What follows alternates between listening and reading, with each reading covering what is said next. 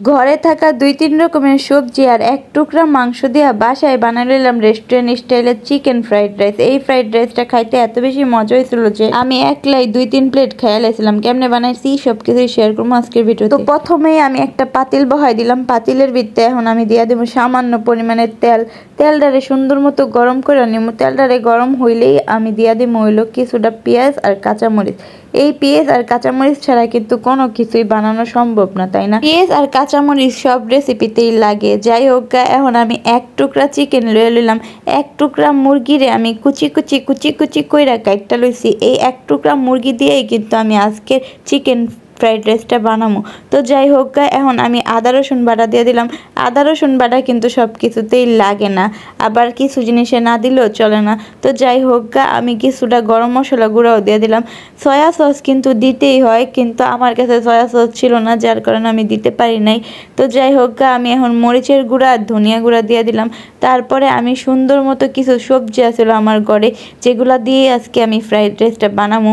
আমি কিন্তু fried রাইসে capsicum দেই নাই। ক্যাপসিকাম কিন্তু ফ্রাইড রাইসে অনেকেই দেয়। ক্যাপসিকাম কিন্তু না দিলে তেমন একটা মজা লাগে না, ক্যাপসিকাম দিতেই লাগে। কিন্তু আমার কাছে ক্যাপসিকাম ছিল না, কিন্তু ক্যাপসিকাম ছাড়াই কিন্তু অনেক বেশি মজা হয়েছিল।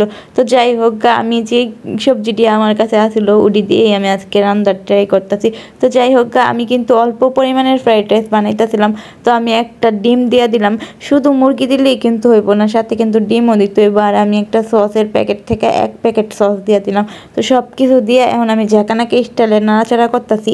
সুন্দরভাবে নাড়াচাড়া কইরা চমলক্যভাবে সুন্দরভাবে কিন্তু মিশাই দিতে হইব। তো এখন আমি ফ্রাইড রাইসের যে রাইসটা বানায় রাখছিলাম ওইটা এখন দিয়ে দেবো। এই রাইসটা কিন্তু আমি আগেই রান্না রাখছিলাম, রান্না ফ্রিজে রাখা দিয়েছিলাম। ১ ঘন্টার বেশি ফ্রিজে রাখা দিয়েছিলাম, যার কারণে এই রাইসটা কিন্তু খুবই ঝরঝরা, দেখতেই পারতেছেন। রাইসটা যদি ঝরঝরা না থাকে ফ্রাইড রাইস কিন্তু খাইতে মজা লাগবো না। ফ্রাইড রাইস যদি ভালোভাবে বানাইতে চান তাহলে কিন্তু প্রথমেই রাইসটা রান্না কইরা তারপরে ১-২ ঘন্টার লেগে ফ্রিজে রাখা দিতে হইব। তারপর সুন্দর করে ফ্রাইড রাইসটারে বানাইতে হইব। তো যাই হোক, এখন আমি সুন্দরভাবে ঝাঁকানাকা স্টাইলে মিশাই নিতেছি। এই পর্যায়ে আমি একটা ম্যাজিক মশলা দিয়ে দেবো। এই ম্যাজিক মশলার মধ্যে কিন্তু আসলেই ম্যাজিক আছে, যেই ম্যাজিকের ঠেলায় আমার ফ্রাইড রাইসের টেস্ট হয়ে যাবে দ্বিগুণ স্বাদ। ম্যাগি স্বাদে ম্যাজিক মশলার ভিতরে কিন্তু সব ধরনের মশলাই থাকে। এই মশলাটা কিন্তু একেবারে হেলদি একটা মশলা। এই মশলা দিলে কিন্তু কোন ধরনের সমস্যা হয় না। আমি কিন্তু বেশিরভাগ রান্নায় এই মশলাটা ব্যবহার করি। তো যাই হোক, আমার ফ্রাইড রাইস কিন্তু অলমোস্ট রেডি হয়ে গেছে। তো দেখতেই পারতেছেন কতটা সুন্দর লাগতেছে, কতটা ঝরঝরা। আমার বাসায় কিন্তু বেশি কিছু ছিল না, যাই ছিল সব কিছু দিয়েই কিন্তু আজকের ফ্রাইড রাইসটা বানাইছি। আমার মা আমার হাতের এই ফ্রাইড রাইসটা অনেক বেশি পছন্দ করে। আমি যখনই বানাই আমার মা পেট ভরে খায়। আর আজকে আমার এই ফ্রাইড রাইসটা এত বেশি মজা হয়েছিল যে আমি একলাই ২-৩ প্লেট খেয়ে লাইছিলাম।